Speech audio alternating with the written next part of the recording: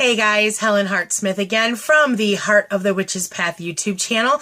I'm going to be recording a few videos to post periodically throughout the week. So you're probably going to see this shirt for a few videos, so bear with me. I thought I would bring you today a small mini haul, just a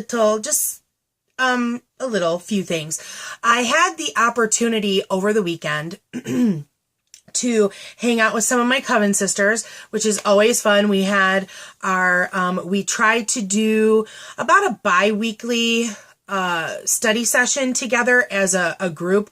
We pick a book that we're going to read together and we'll discuss it. And we're also doing some fun activities. We're always trying to switch things up and trying to make it fun so that everybody gets something fun out of it. So we did a little shopping. and actually, before I get into the things that I purchased yesterday, I wanted to share with you a book that I picked up recently. And this is actually something that I've been looking at for quite some time. And finally I said, okay, if it's still sitting on the shelf now, then that means it wants to come home with me, right? I mean, come on, how many times can you go to one bookstore and see the same book? So here we have the book. It's called Icelandic Magic, Practical Secrets of the Northern Grimoires by Stephen E. Flowers, PhD. I've never heard of Dr. Flowers before, but like I said, I've looked through this book numerous times, and I'm intrigued by it. I'm looking at the back here, and it looks like Dr. Flowers received his doctorate in Germanic languages and medieval studies at the University of Texas. And I'm trying to peel back the price tag so I can read the rest of it, in Austin, and studied the history of occultism at the University of Göttingen, Germany. So he's authored more than 24 books, including Lords of the Left-Hand Path. He is director of the Woodharrow Institute for Germanic and Runic Studies, and he lives near Austin, Texas. That's kind of cool. So this book was intriguing to me because I have been looking into the Norse pantheon. And so, of course, the Norse pantheon was observed in Iceland. And so, this book, let's see, it's around 120 pages. Looks like there's some appendixes in the back that list some letters that does not look like runes to me, so I'm not sure. Here, I'll give you a little sneaky sneak. That does not look like runes to me. I'm not sure what alphabet that is.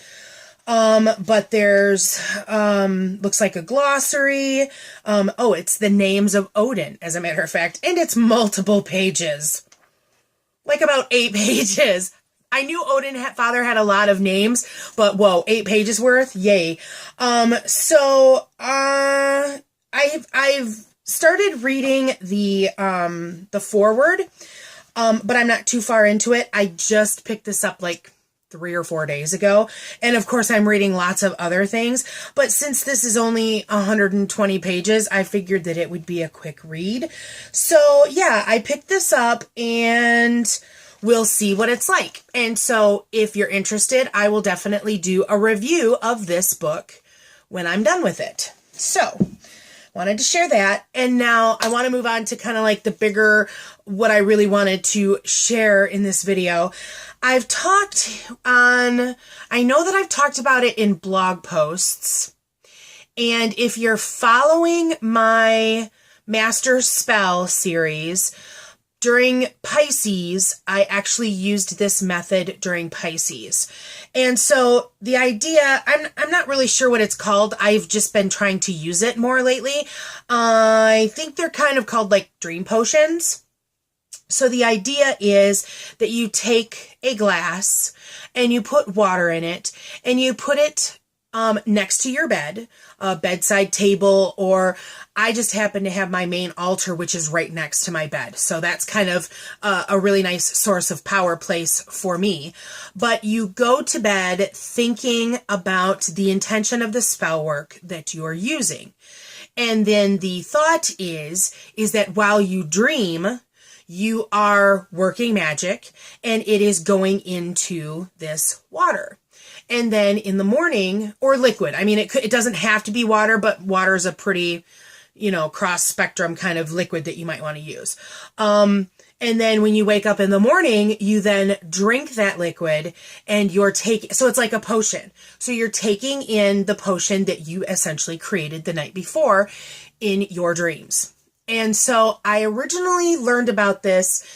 It's in Christopher Penzak's Temple of Shamanic Witchcraft book, which is his 3rd year book in his Temple of Witchcraft mystery school. And at least I believe that's where it's at. If I'm wrong, please let me know. And I'm sure this is not something that he necessarily developed. He may have gotten it from somewhere. I should probably look it up since I've been talking about it a lot lately. It was actually I mentioned it in my list of gift ideas to buy for Yule last year.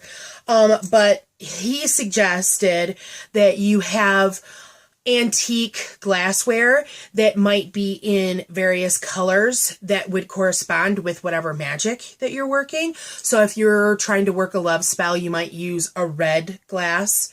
Or if you're working healing energy, you might work with blue or whatever color you associate with your topic. And so it's been something that I've kind of stuck in the back of my head that I'd like to get some special colored glassware to use for this kind of work. And it just so happens that we went to an antique store. So excited. And I held myself back. I like antiques a great deal. And, yeah, I could go crazy, but I held myself back. And all of these pieces, I got 3 different pieces and I didn't pay more than $5 for any one of them. So less than $15 actually is what I paid for all 3 of these. So let's start with this one. Here is a little purple. I don't know. It's kind of clear. So it's purple on the top and it's got a clear base. I actually still have the price tag on here. I haven't had a chance to clean them yet because it was just yesterday that I bought these. So, purple you can use, for me, I think of spirituality. So if I'm trying to bolster my spirituality, if I feel like I'm flagging in my work or my practice, I might use purple in order to enhance that. So there's that one. And this one was only $4. I don't know if I mentioned that or not. So cute little glass. And I like the stemware because it makes me feel girly when I use the stemware. And this is the one that I paid the most for. This one was actually $5. And it's gorgeous. So there's, it's almost like a gold around the top here. And I'm not sure if this is a particular kind of glassware. If anybody recognizes any of this and wants to share what it is, I would love to know. I picked it solely on the resonation that I got from it. I thought that this would be a great multi-purpose vessel. And so this is probably one that I will use quite a bit. So yes, there's that one. So pretty. And then the final piece that I bought is actually 2 pieces together. This is the coolest thing. I've never seen anything like this before. And I'm not entirely sure what you use it for. Okay. So here is the total piece. Okay. It's kind of, I don't know if it's supposed to sit on the little plate like that, but I figured that the plate I could use for an offering bowl, and this, again, because it's clear with the white flowers. Let's see, will it focus? I hope you can see that. There's even the pattern on the bottom of the vessel. And this, I believe, it feels like it's painted on. I believe it's painted on. It's not etched. It's not frosted. It's painted on. And so you've got this little piece that you could use for the same, any intent, because there's no one specific color. I mean, there's white, but white's kind of like for everything. And then there's the plate, and this plate is quite substantial for how large it is.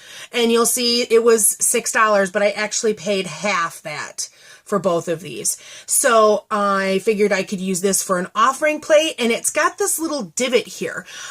Maybe this is an ashtray. I'm not sure, but there were a couple of these little sets together, and I hope that I don't regret not buying both of them. But we'll see. If I want the other one, maybe I'll go back, and if it was meant to be, it's still there. So I don't know if that's an ashtray. That thought just kind of came to me because of the little divot. It's like kind of perfect. Yeah, you can see it's kind of perfect for a cigarette. I don't know.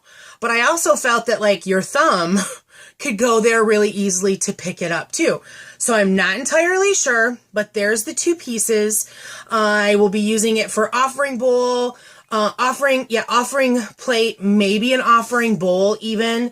They're so pretty. They're so dainty. I love them. This kind of reminds me of a sake cup, but I don't know that that's what it is. Again, if you know what these are, and there's no indicators as to like who made them. So I really don't know. So if you know anything about any of these, let me know. So those are the things that I picked up, and I will be, of course, cleaning them. I will, of course, be cleansing them, and I will then be dedicating them to things that I use in my practice. And I need to find a place where I want to store them. Maybe I'll just get a shelf that I can keep them on, because I do have, you can probably see behind me, that shelf right there where Odin Father's altar is located. It's on those tracks. There's tracks on the wall, so you can get the brackets in the wood piece that goes across. I have that one on this side, and there's actually another one on the other side of the window, where just above my main altar, and that's where I keep my Bridget altar. And so there's some track under there that I could maybe put another shelf and maybe hold things like that. That is not a terrible idea. I might be looking into that. So if I do end up doing something like that, and if you're interested in me sharing, then let me know in the comments below. If you use glassware for dream potions, I would love to hear about it too. So comment on that. And let's see. If you learned something from this video or you liked it, please give it a thumbs up. If you haven't done so already, please subscribe to the channel. And like I said, comment. You can either comment below, or we do have a email address, because I forgot the word. And it's heartofthewitchespath@yahoo.com. And there's a link in the description box below. That's going to wrap it up for me today, before I stumble over any more words. So thanks for walking the path for a little while with me, and until next time, blessed be.